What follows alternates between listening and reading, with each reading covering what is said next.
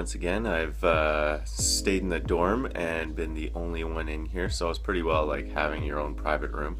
So it's not a bad way to save a little bit of money while still remaining fairly comfortable. Got the mosquito nets here. The mosquitoes here in Zambia are freaking ridiculous. As soon as the sun started to go down last night, they just came out. More mosquitoes than I've ever seen in my life. So good thing the mosquito nets are there.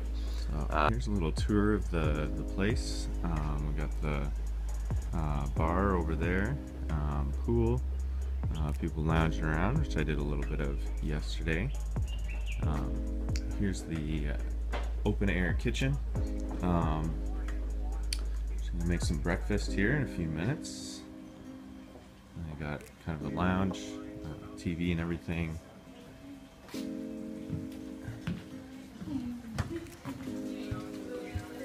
There's a restaurant over there, a little shop.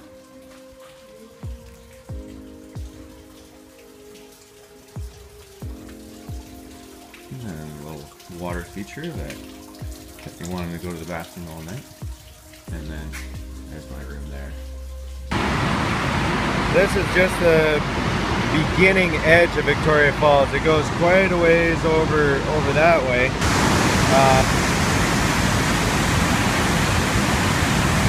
Just on the other side is the Victoria Falls Bridge. So I think when it was built, it was the tallest bridge. I'd like to get a little bit more video of the falls, but because of all the mist that it churns up, it's pretty well permanently raining getting any further down. So just to protect my phone, I'm trying to stay out of the wet as best I can, but try and get some more views from lower down. I'm going to try and take the Boiling Pot Trail down. One thing that's really different here from South Africa is the baboons are all over the place, so I gotta watch out for these guys so they don't try and steal my food. So the falls are just beyond the corner there, and beside me is the water that's returning from the power generation plant, and this here is considered the boiling pot, right below the bridge. More people bungeeing. I don't know if I'm gonna do that. Might do the white water rafting or something like that instead.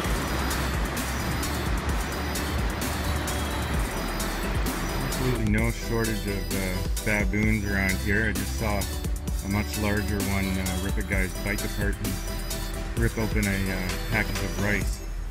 So I've got to be on the lookout for these little guys.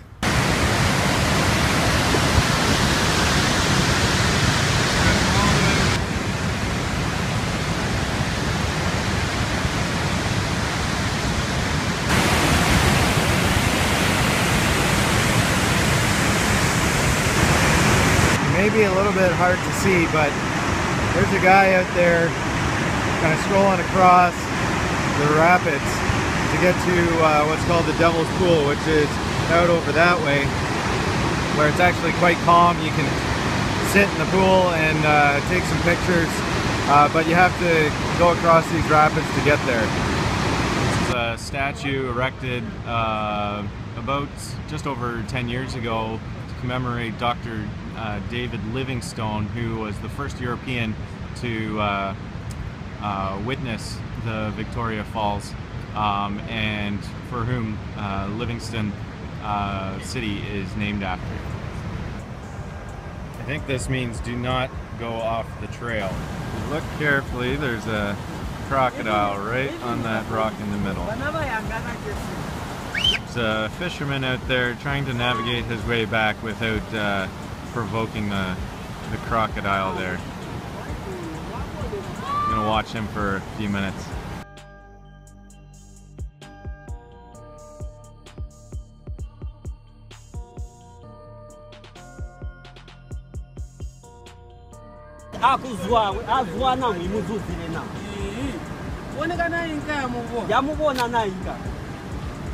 Very good. Oh!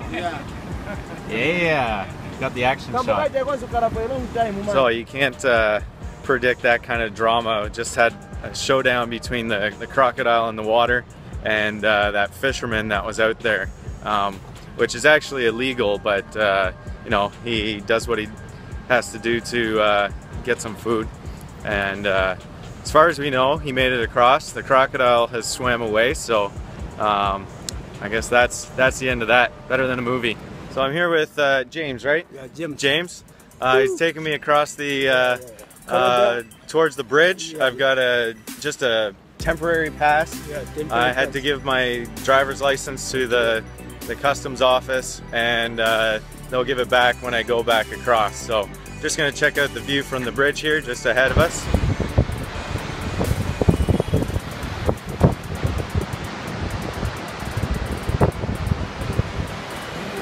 Alright. We're now entering Zambia. There we go. Alright. And now I'm on the other side of the line. Whoop. I'll let the cars through. So I've had a bit of a forced tour there by my friend James. I gave him a little bit of money, but he wouldn't stop following me. So he did show me around a bit on the bridge and a few different things. So now to get my license back, hopefully. Crossing my fingers. So success, I got my license back and I got my stamp that gives me permission to enter back into Zambia. Alright, simple as that. Just handed the little piece of paper over to the guy with the gun there. Said thanks boss, and I was on my way. So now that I've toured around a bit, now I've got to run back into the city, get cleaned up, and then supposed to get picked up by my couchsurfing host. This is just a couple of kilometers up the Zambezi River from the side of the road, right on the edge here, which should be careful of crocodiles. But there you can see the mist rising from Vic Falls up ahead. Better keep on running. So it was a short walk across town, maybe 20 minutes at most, 25 minutes. I was going slow. But right behind me is where I'm going to be staying the next few days, although the guy that I had arranged to stay there with isn't home, and there was only someone there that was visiting, so they didn't know much. So I'm just gonna go back to the Backpackers for tonight, stay there one more night, and then get picked up by him tomorrow from the Backpackers, and then I'll be staying there the next few days. So it's kind of a fun little walk, about 1.5 kilometers. There's lots of markets and stuff along the way, so maybe I'll pick up some snacks and some bananas and stuff along the way.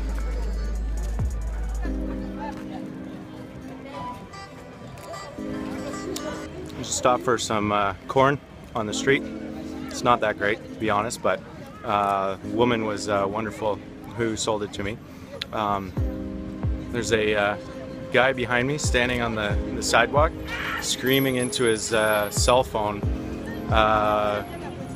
really mad about something, and he's saying something about selling the gun to the wrong guy. Now a white guy all dressed up in a town like this, seems like he's up to some shifty business at the very least.